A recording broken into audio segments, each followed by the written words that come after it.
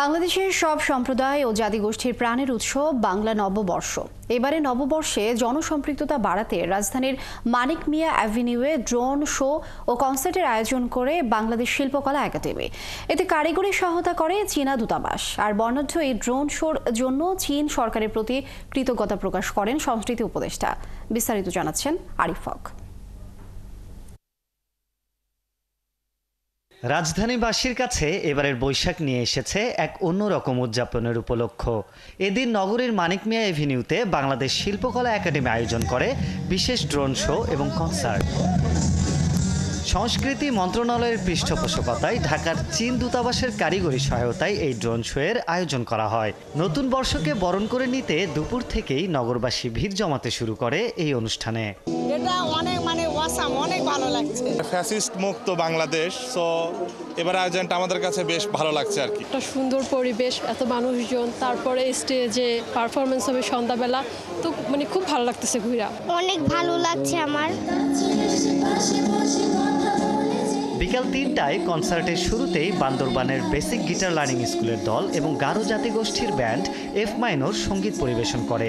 এরপর শিল্পীরা সমবেত কণ্ঠে এসো হে বৈশাখ পরিবেশন করেন। একে একে মঞ্চে গান পরিবেশন করেন সঙ্গীত শিল্পী মিঠুন চক্র, ইসলাম উদ্দিন পালাকার, পারশা, আতিয়া আনিশা। এ সময় গানের তালে মেতে ওঠে দর্শক।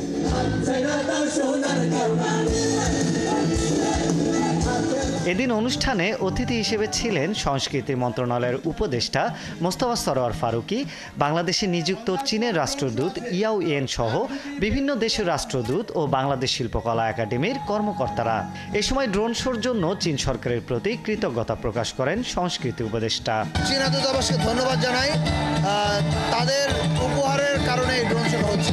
আমরা কৃতজ্ঞ, আমরা আনন্দিত যে বাংলাদেশের মানুষ সকল শ্রেণী, সব গোষ্ঠীর সবাই, সকল জাতির সবাই একসঙ্গে উদযাপন করছে এবং আনন্দ করছে, উপভোগ করছে। আমি মনে করি এই উৎসবগুলো আমাদেরকে, জাতিকে আরও এক জায়গায় নিয়ে আসবে। ঐক্য এবং সমৃদ্ধির জন্য খুব গুরুত্বপূর্ণ। সন্ধ্যা ৭টায় শুরু হয় অনুষ্ঠানের মূল আকর্ষণ ড্রোন শো। এটি চীন বাংলাদেশ সম্পর্কের ক্ষেত্রে যেমন একটি মাইল ফলক, তেমনি তারুণ্যের উৎসবের সমাপনী হিসেবেও এটি স্মরণীয় হয়ে থাকবে। ড্রোন শোতে 2600 ড্রোন ব্যবহার করে 12টি মোটিভ ফুটিয়ে তোলা হয়। এতে জুলাই অভ্যুত্থানের যোদ্ধাদের প্রতি শ্রদ্ধা নিবেদন করা হয়। ড্রোন শোর পর জনপ্রিয় ব্যান্ড অ্যাশেজের পরিবেশনার মাধ্যমে অনুষ্ঠানের শেষ হয়। নতুন বছর নিয়ে আসুক নতুন বার্তা, এগিয়ে যাক দেশ, এমনটাই প্রত্যাশা সবার।